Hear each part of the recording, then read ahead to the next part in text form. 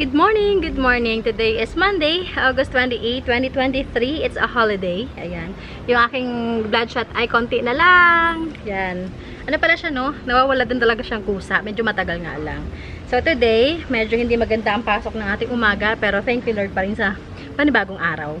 Kasi, diba nagkwento ko sa inyo na today is supposed to be babalik kami ng NKTI. Bumalik naman kami.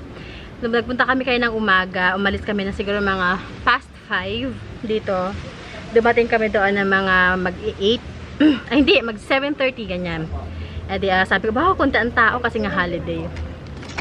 Eto na nagpapa-approve na ako nung aming supposed to be is mga laboratories. The bad news came. Yung isang procedure hindi daw po pwede today sa Huwebes pa raw kasi nga holiday. Ang issue ko is, nung Friday, tanunong ko siya doon sa mga taga doon, sa mga staff. Kinonfirm sa akin na meron procedure or pwedeng gawin kahit holiday. Okay daw ngayong Monday. So, bumalik kami. So, yun, ang ending, well, parang nag-round trip lang kami. Ayun, sayang yung time, sayang yung pera. Pero, sige lang, wala tayong magagawa. Ganun talaga. So, babalik na lang siguro kami the next Monday. Kasi nga, off ako ng Monday. Every Monday off ako. So, yun lang yung talagang perfect timing na makalabas na hindi masasacrifice ang aking mga trabaho. Ayan. Kasi kailangan natin magtrabaho. So, mag-wait na lang kami ng another week. So, Monday kami babalik doon. Kasi ang gagawin sa kanya is repeat ng lab. And then, yung another test, yung urine RBC morphology. Naririnig ko yung washing machine ko. Nagreklamo na. Nagpapapalit na. Sabi ko sa'yo, wag ka makikisabay. Ang dami ting gastusin. So, today is our day 7th ng ating fundraising. So, ayan. And, salamat sa mga nagbayad na. Salamat sa mga nagpa-reserve. Kaya na okay to eh. Basta yung aking labandero at hindi narinig yung aking washing na nagre-reklamo. Ayan. So, yan, update sa ating pasyente. Okay naman siya. Okay naman siya. Thank you, Lord. Yun nga lang, may mga episode siya na nanghihina, ganyan, nahihilo. So, pinagpapahinga ko lang siya.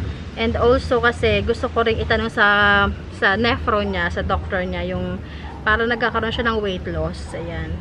Hindi ko alam kung dahil marami ng tubig na nawala sa kanya.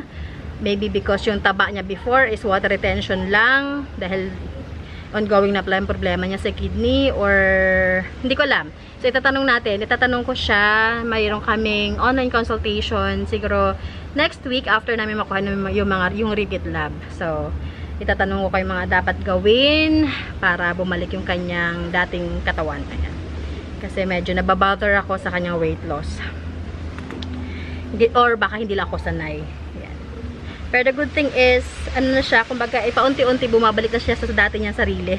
Kasi before, hindi ko siya nakakausap ng matagal, mabilis siya mapagod, lagi siya natutulog. Ngayon, hindi na, may mga, nagagawa niya na yung mga activities niya before. Like, panonood ng basketball. Minsan, nakakaupo na siya matagal sa kanyang upuan. Ganon. So, yan ang mga pinagpapasalamat natin. Kahapon, nagsimba kami, nagpasalamat kami kay Lord sa mga blessings, sa lahat. Kasi, yun lang. Gusto ko i-share. Napapalayo na tayo sa talagang topic natin. Okay, so, today, medyo malaki yung mga halaman natin na i-flex. At, hopefully, wag masyadong umulan. Pero, tingin ko ulan pa rin. Makapag-ayos-ayos tayo kahit papaano dun sa ating likod. And, yun, start na tayo. Ang unahin natin ay ito na rin ang ating siguro, thumbnail. Ito yung kauna-unahan kong burl marks. Yung nagkasikatan ng burl marks. Tingnan nyo, gano'ng kalash.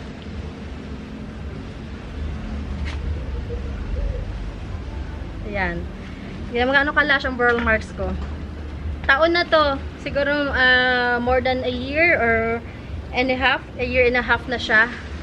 Ang benta ko na sa inyo, kayo na magpalash. As in, lumalaki talaga to ha. Bumili ka ng pole. Ipasandal nyo sa pole para mas lalo siya maging lash. Paltan nyo ng pot. Kasi konti na lang lupa niya. Ayan. So, kunin nyo to. Benta ko na to sa inyo ng 550. This is 550 na lang. Ang ganda ka lash. Matagal magpaganito. ang burl marks. Aray ko. Ha. And ito rin sa Orlando. Benta ko naman to sa inyo ng 200 pesos. Yan, Orlando. Potted, 200 pesos. Yan. Si Orlando. Yung mga sikat na mga halaman yan before. Mahal yan before. And ito din, si Mexicanum natin na giant, na big size. Ayan.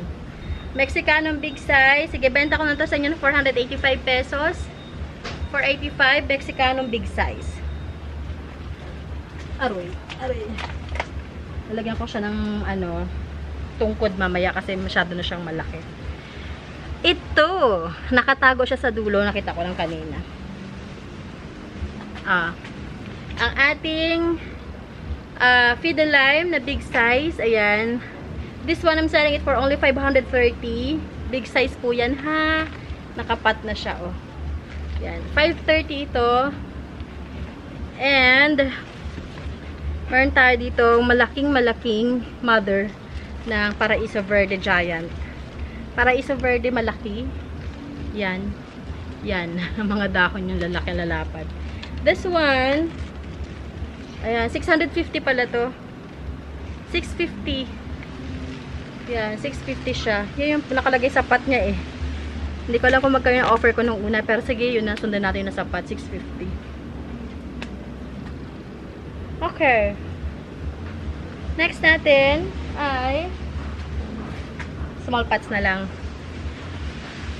Golden Violin, 350. Ganda. Ang ganda ng color niya. Pwede nang i-cut ito. 350. Golden Violin. And meron tayong Lendeny. Lendeny natin, 250. Yan, Lendeny 250. And meron tayong Bronze Homa. Bronze Homa. Ano yun? Ano yun? Bakit may ganon? Bronze Homa, ang ganda ng kulay, oh. Yan. Bronze Homa, 285 pesos. 285 Bronze Homa. And meron tayong tigo 100 dito. 100 each na lang ito. 100 each. Yan. Ang ating mga, ito. Ito ay si Red. Sino ka nga? This is Boxer kasi Boxer. Ito ay, basta yun siya. I forgot the name. Ha. Ito pa, may maliit pa tayo. Ito, 100 pesos na lang to. Yan. Ang ating marble. Marble Queen. 100 pesos. Ganda na pagka-marble. What else? May mga bago nating tayong mga halaman. So, I'll try na i-pot sila paunti-unti. Pero hindi ko pa kasi maharap ngayon kasi sobrang dami nating ginagawa. Akala ko sinong Koreana na dumaan. What? Hindi ko, parang narinig yung boses. Hindi ako sure. Kung nandyan. Variegated Burl Marks. Ang ganda ng variegations niya, oh. Oh, Variegated Burl Marks. Alam ko na offer ka ito nung nakaraan. Hindi ko maalala. Balikan ko yung presyo na offer ka. Ataba. Ataba Puense. Yan. Ataba Puense. 250. Oh, wait. So, yun na lang muna, no? Tomorrow na lang. May gusto ko ipakita siya kasi hindi ko na siya maghubot-hubot dito sa ilalim. Baka maputol ko lang din sa ring. Okay, that's all for today. And ang dami kong liligpitin. Mag-work pa ako later ng hapon kasi holiday ngayon, sayang. Ano din yun? Ibang rate ngayon eh. Ibang rate ng pag nag-work ka ng holidays isa kong work. I have 2 jobs. So, yung isa ay umaga, ang isa ay panggabi. So, ipag-pray nyo na sana bigyan pa ako ni Lord ng malakas na katawan. Huwag ako magkasakit. Pero magpapalaboratory ako tomorrow to make sure na I am okay. Kasi may mga nafe-feel ako sa katawan ko. No? Siguro, psychologically or basta, kung ano man yun. Pero, to make sure, para mawala yung aking mga pangamba at alinlangan, agam-agam, whatever it is. Magpapalab ako tomorrow. Kasi magpapa-re-evaluate na rin ako ng aking hypertension. Kung ang gamot ko ba ay working pa sa akin, yung maintenance meds ko is working pa or not, or kailangan palitan. So, magpapalab ako tomorrow, yung Magic 12, magpapa-ECG na rin ako Magpapa-urine test na rin ako. At the same time, magpapa-x-ray na din ako. Ngayon ko lang nare-realize talaga na talagang health is wealth. Kailangan nating bantayan ang ating kalusugan kasi sa bandang huli, tayo rin ang mahihirapan. Hindi lang tayo mahihirapan, yung mga mahal natin sa buhay, lalo yung mga anak natin. Kaya, let's start to take care of ourselves now. Now na, wag na natin ipagpabukas pa.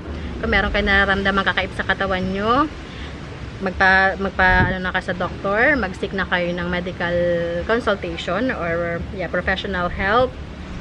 Ganyan yung pagpangaluwalang bahala kasi mahirap, sobrang hirap po na maaawa kayo sa mga taong kayo sa pamilya nyo, lalo na sa mga anak. Kaya pag naiisip ko na naiisip ko agad yung anak ko, kaya sabi ko hindi pa pwedeng ganito, kailangan kong i-focus yung health ko para naman maalagaan ko yung anak ko.